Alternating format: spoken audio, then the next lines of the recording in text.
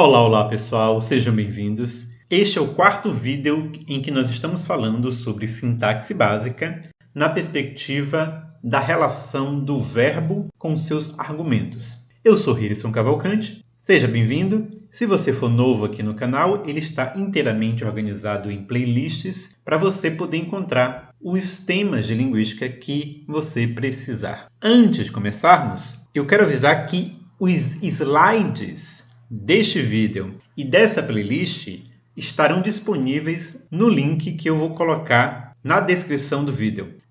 Começando então, nos últimos vídeos nós temos falado sobre diferentes tipos de verbos com relação ao número de argumentos que eles selecionam e a forma como esses argumentos são tratados. No último vídeo nós falamos sobre verbos com um argumento e em que esse argumento se comporta como um sujeito. Nós ainda vamos voltar a esse tema para falar sobre subtipos desses verbos, que são os verbos intransitivos. Nós vamos falar dos verbos intransitivos do subtipo inergativo e do subtipo inacusativo. Mas para isso, primeiro nós precisamos falar dos verbos que pedem dois argumentos e discutir um pouco como é que a sintaxe diferencia esses dois argumentos do verbo. Quando falamos de verbos com dois argumentos, nós estamos falando daquilo que a gramática tradicional chama de verbos transitivos, sejam os transitivos diretos ou os transitivos indiretos. Os verbos transitivos selecionam dois argumentos porque, essencialmente, o que eles fazem é estabelecer uma relação entre esses dois elementos. Então, por exemplo, em um, nós temos o verbo matar e o exemplo João matou Pedro, em que esse verbo está estabelecendo uma relação entre João e Pedro, que é entendida como uma relação em que um é o matador do outro. Em dois, a quadrilha assaltou o banco, nós temos também uma relação entre a quadrilha e o banco, e essa relação é mediada justamente pelo assaltou. O evento de assaltar é um evento tal em que há a participação desses elementos, desses dois argumentos, com funções distintas. E em 3, Maria e Ana ouviam música, nós também temos uma relação entre dois elementos, e aí eu coloquei esse exemplo para chamar a atenção de vocês que, olha, nós temos Maria e Ana em uma posição e música em outra. Maria e Ana já são dois elementos, né? Já são duas pessoas. Mas quando nós falamos sobre relação entre dois elementos, nós estamos falando entre relação entre dois sintagmas. Então, nós estamos vendo aí o sintagma, formado por Maria e Ana, é um elemento, e música é um sintagma, é um outro sintagma que corresponde a um outro elemento. Então, em 3, nós temos aí dois argumentos, nós temos uma relação entre dois elementos, mesmo que um desses elementos seja um elemento composto. Outros exemplos. O professor pensou no assunto. Aqui nós temos uma relação entre dois argumentos em que o segundo argumento é preposicionado. Também em 5, as crianças gostam de cachorrinhos. O segundo argumento é preposicionado.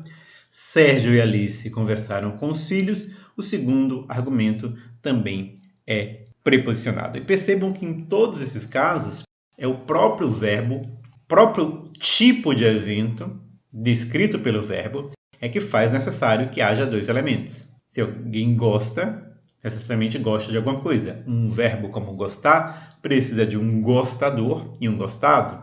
Um verbo como conversar precisa de dois elementos aí para serem os conversadores. E assim sucessivamente.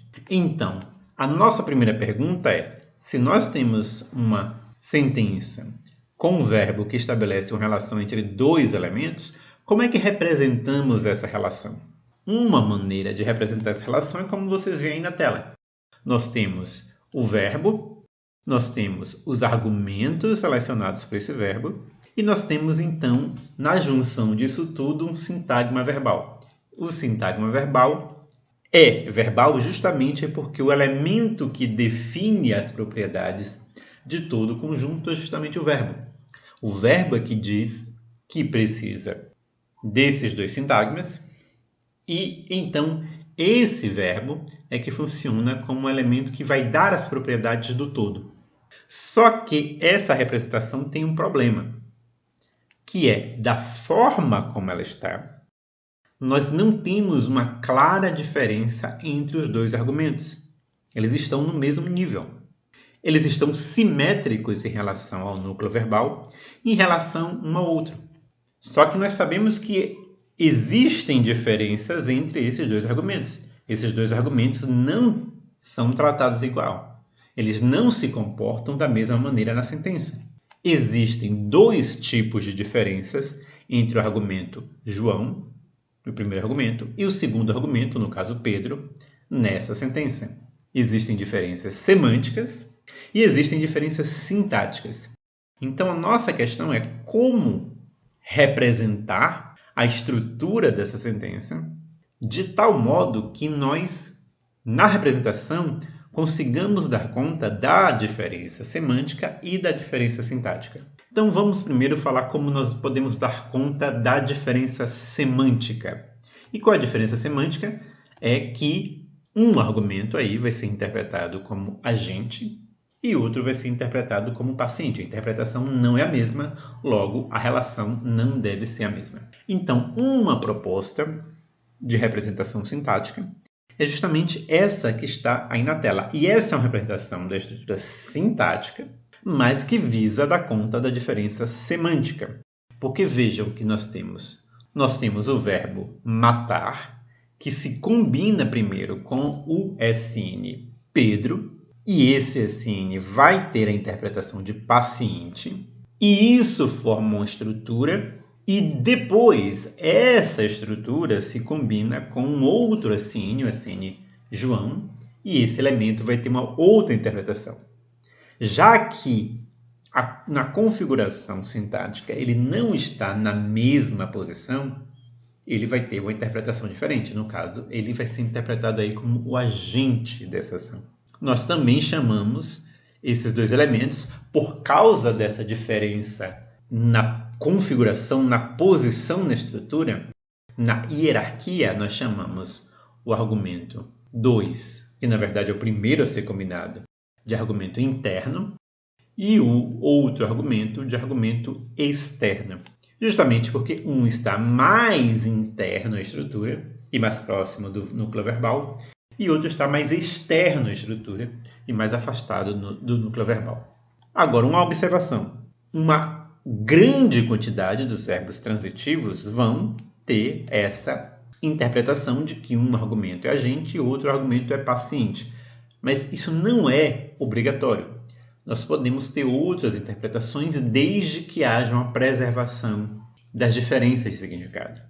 Então, por exemplo, em José ama Maria, José não é agente porque, apesar de ele ser chamado assim, na gramática tradicional as pessoas falarem José pratica a ação de amar, mas na verdade amar não é exatamente uma ação, é muito mais um estado psicológico. E há vários outros verbos que expressam não ações, mas estados psicológicos. Então, nesse exemplo, José é o experienciador de um estado psicológico e Maria aí vai ter um outro tipo de interpretação que nós podemos chamar de tema, no sentido de que, olha, não é que ela é um paciente no sentido de que ela foi modificada ou afetada por essa ação, porque isso nem sequer é uma ação.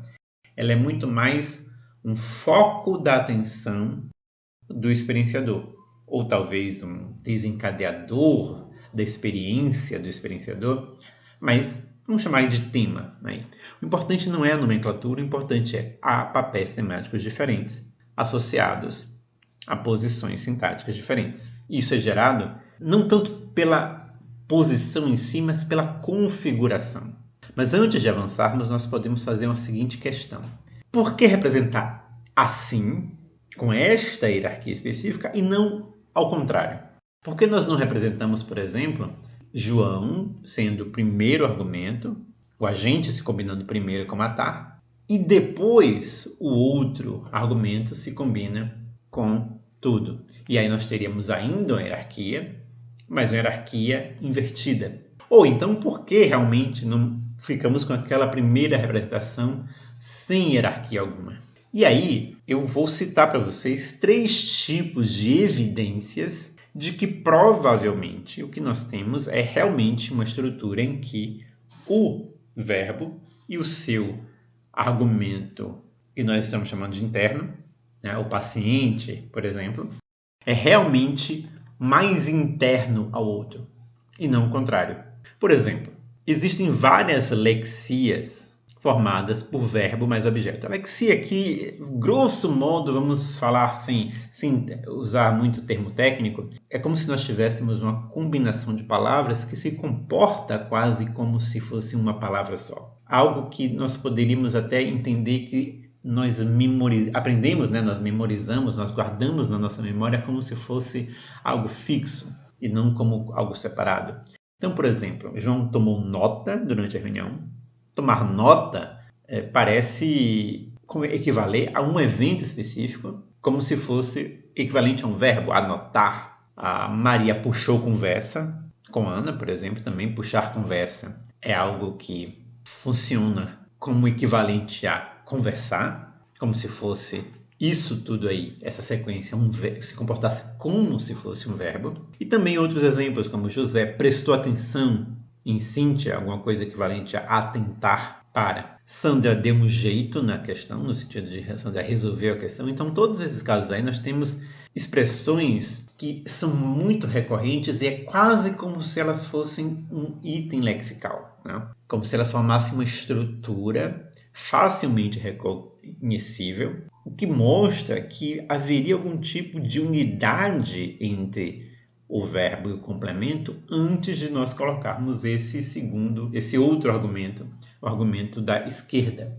Para um outro tipo de exemplo, percebam que o seguinte, quando nós falamos de verbos transitivos, a interpretação do elemento à esquerda não é fruto apenas do verbo. Não é o verbo. Muitas vezes nós dizemos isso em aulas, e eu certamente já disse isso aqui várias vezes, mas dizemos de modo simplificado que o verbo determina o sentido dos seus argumentos, mas quando nós estamos falando do argumento à esquerda, aquele que nós estamos chamando de argumento externo, isso corresponde ao sujeito, a interpretação desse elemento não depende exclusivamente do verbo, mas depende da sequência verbo mais objeto. Então, por exemplo, em 11, João pegou o martelo, João é agente. Em 12, João pegou no batente, João é agente. Mas em 13, João pegou uma gripe, apesar de nós termos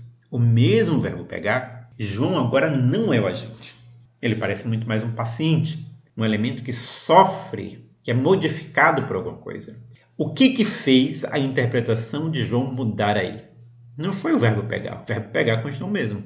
O que mudou a interpretação foi o objeto direto, uma gripe. Como se a sequência verbo mais objeto é que atribuísse uma interpretação ao sujeito. Isso é compatível com a ideia de que esses dois elementos se combinam antes da introdução do outro elemento. Terceira evidência em favor dessa estrutura é o caso de expressões idiomáticas, formadas também por verbo e objeto. Expressões idiomáticas é algo mais específico do que lexias, porque expressões idiomáticas têm a característica da imprevisibilidade do significado. Como assim? Se eu digo para você tomar nota vai ter alguma coisa a ver com nota e com tomar em algum sentido mais abstrato. Se eu digo para prestar atenção, o significado do todo vai ter alguma coisa a ver com atenção, vai ter alguma coisa a ver com prestar. Mas nas expressões idiomáticas, o que nós temos são sentidos que não são previsíveis a partir das partes. Então, por exemplo, João bateu as botas, é uma expressão que acho que está até caindo em desuso, porque hoje o pessoal usa outras, né? Arrasta para cima, vai de Americanas, etc. Mas é uma expressão que pode ter um sentido literal ou pode ter o sentido idiomático. No sentido do idiomático, significa morrer. E não dá para perceber o significado. Se você só conhece a palavra bateu, a palavra asa, a palavra bota, você não vai prever que bateu as botas significa morreu. Você precisa aprender esta expressão como uma expressão inteira. Você tem que aprender isso como um significado novo desse todo. Da mesma forma, José virou as páginas pode ter o sentido literal ou pode significar idiomaticamente, sei lá, ele seguiu em frente com sua vida, alguma coisa assim. O que é uma metáfora também, né?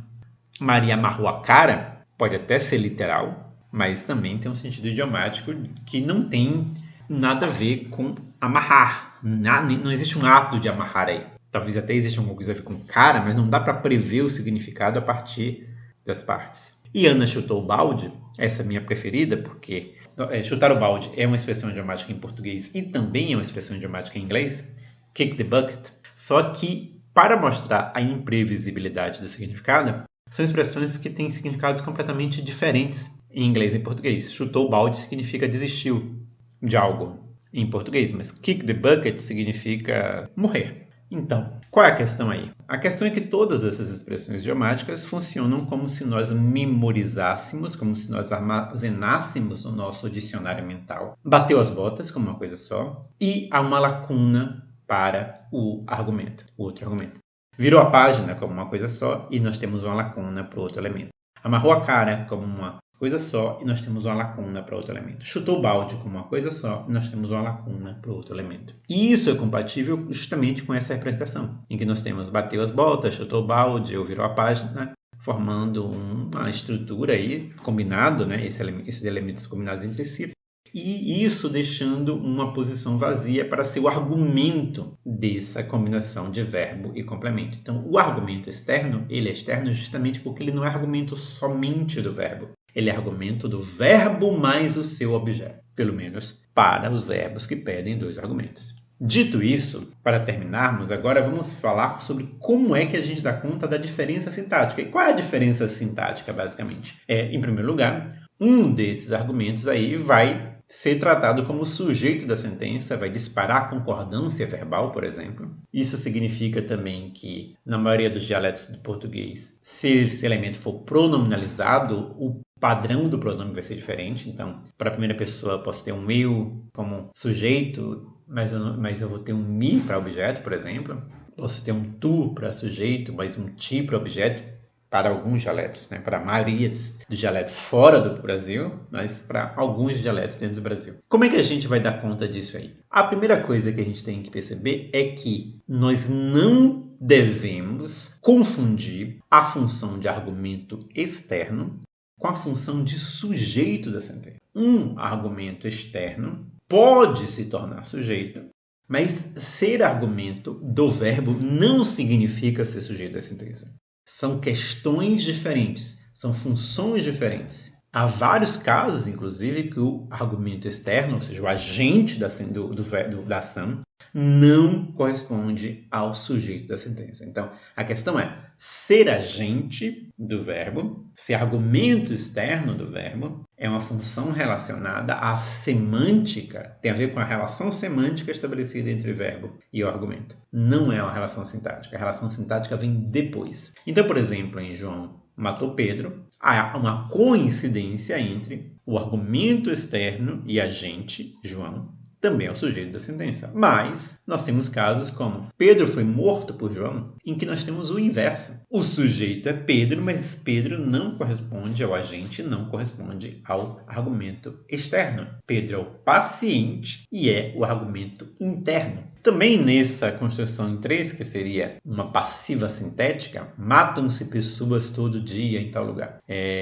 Nós temos aí um tipo de oração em que tradicionalmente o que é considerado sujeito é pessoas, que é o paciente, argumento interno. Talvez no português brasileiro normal essa construção nem exista mais e isso não seja realmente mais tratado como sujeito. Mas em português europeu, em outras fases do português, isso era claramente o sujeito, apesar de ser um paciente. Então nós precisamos entender o seguinte: verbos possuem argumentos semânticos. Esses argumentos vão ser agente, paciente, experienciador, tema, etc. Nós temos aqui no canal uma playlist sobre papéis temáticos Se você tiver dúvidas e quiser aprender de modo mais detalhado sobre os papéis temáticos, consulte essa playlist e vai haver PDFs dessa playlist disponíveis lá no link que está na descrição. Então, verbos possuem argumentos semânticos. As sentenças finitas é que possuem sujeitos. Sujeito, ser sujeito, é um elemento que é pedido pela